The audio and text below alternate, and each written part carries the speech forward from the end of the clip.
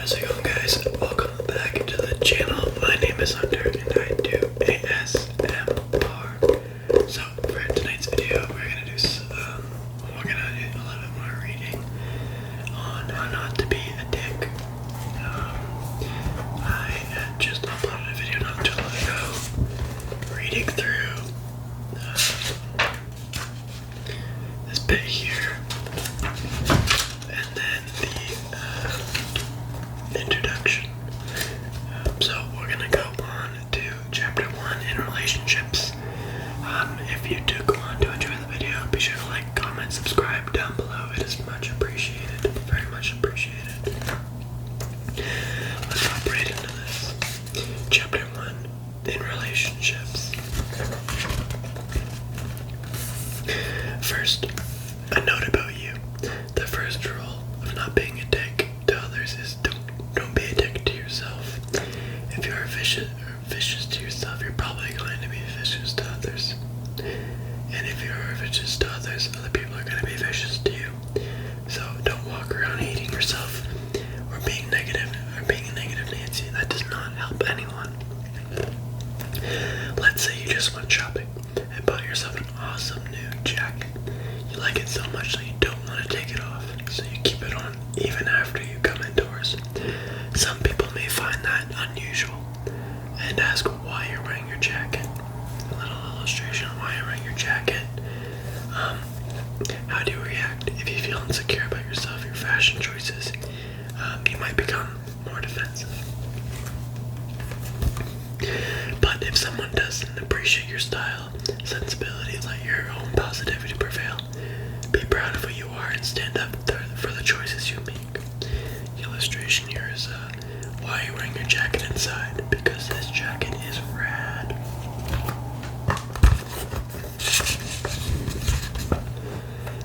If you want to wear your jacket inside, then wear your jacket inside. If some people think they can survive without a nice heavy jacket, best of luck to them when the winter comes. Comparing yourselves to others. It is easy to focus on your own problems and shortcomings. If we're feeling bored or unhappy, we can't hide that reality from ourselves, whereas it is very difficult to see other people are trying to keep under wraps. So upon seeing a boy playing ping pong, you might think, my life is so boring and dull. I'm so unhappy. I wish I could play ping pong like that boy. Things would be different. There's a lot of nice things in the world.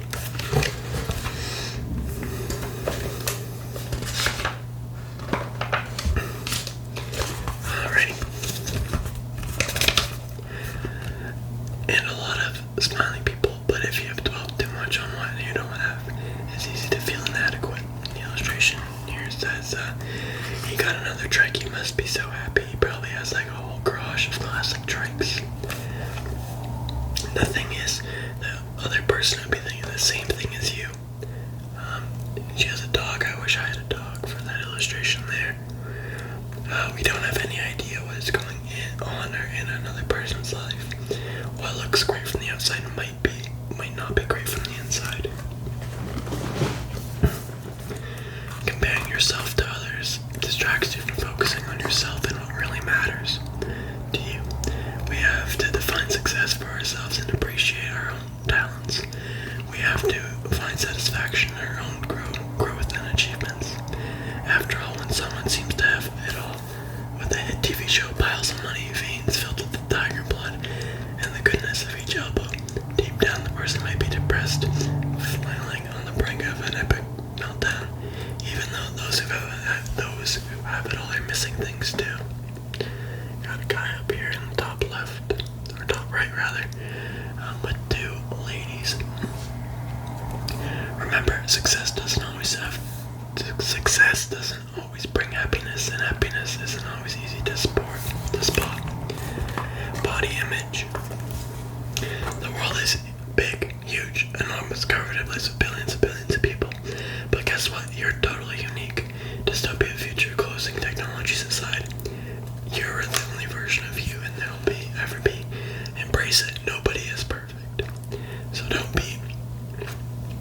So don't worry about your so-called imperfections. Imagine what it would be. Imagine what would happen if some future version of yourself traveled back through time to talk to you today. This little illustration here. Wait, you could have invented time travel, but instead you're wasting your time worrying about how tall you are. True.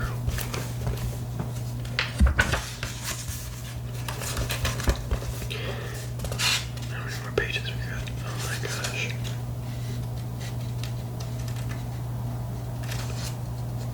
Maybe I'll have to split this section up in a couple different videos. Okay. How embarrassing is it that instead of obsessing over your latest pimple, do something positive? Join a Sunday afternoon kickball league. Read a graphic novel you've been thinking about, or really apply yourself at next year's science fair. The little illustration goes, you invented time travel, you did it. Hell yeah. Feelings are in the midst and art's way of telling us some things we need to know. Like, that we love something, or that spiders are creepy and evil, but sometimes we don't know why we feel the way that we do. Sometimes our emotions seem totally out of proportion to whatever caused them. You got a little girl losing her ice cream to her dog. Sucks.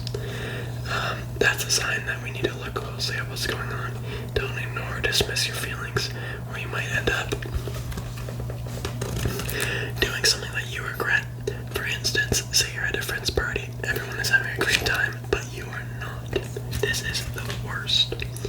Maybe you blame the host dog who keeps staring at you with those big puppy eyes, but who runs away every time you try to pet him.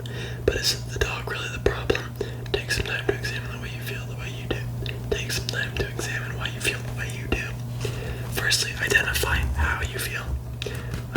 Not into the party. Next, look for possible causes for this feeling. Shoot, I didn't eat a whole cheese log. I did just eat a whole cheese log. Maybe I ate too much cheese. Okay.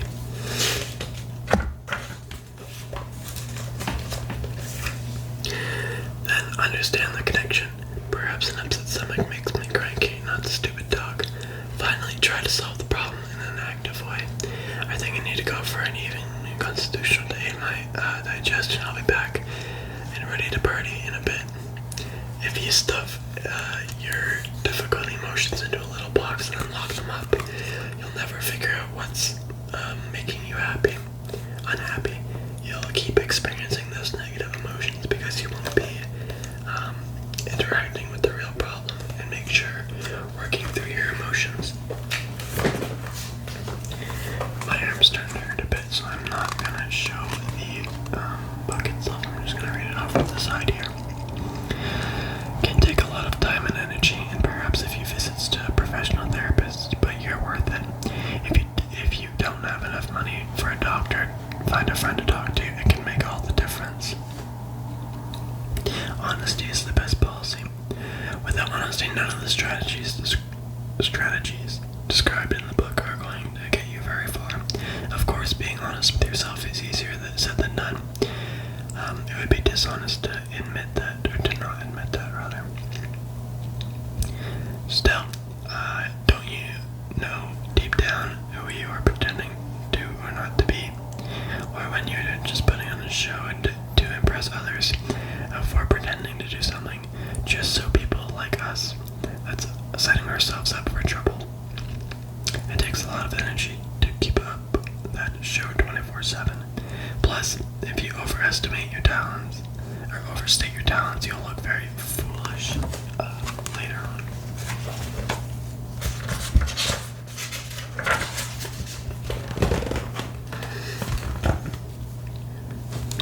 Maybe you'll want to be a kung fu master like this young lady, but if you aren't quite there yet, don't pretend to be. The example in the book is a kung fu situation, I guess. Admit that you're still learning. People will understand because think about it, they're probably in the process of learning something too. If you don't know something, don't be afraid to ask someone who might know.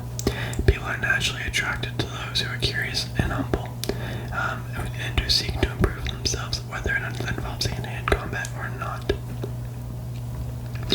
When it comes to others, the single most important thing is to remember in dealing with other people is everyone you meet is an individual and should be treated accordingly. So put yourself in other person's shoes and always get permission from everyone in your video before posting it on YouTube.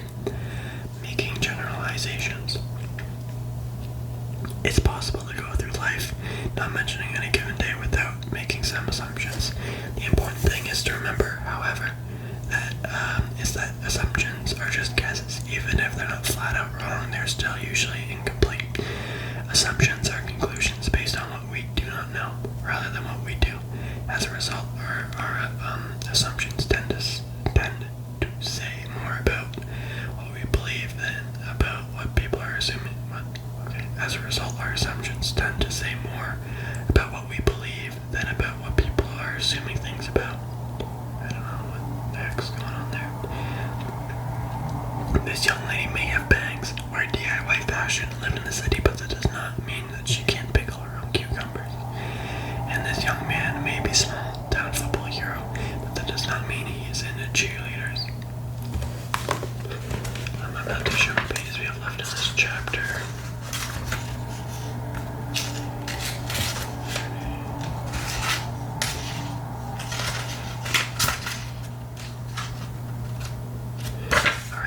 I've got quite a few pages left, so I'm going to end that video here. I'm going to try to keep them around 10 minutes. So this will be part 1 of In a Relationship, and then we'll go to part 2, and then most likely a part 3 and a part 4 before moving on to the next chapter. So if you did enjoy, be sure to leave a comment, like, subscribe down below. It is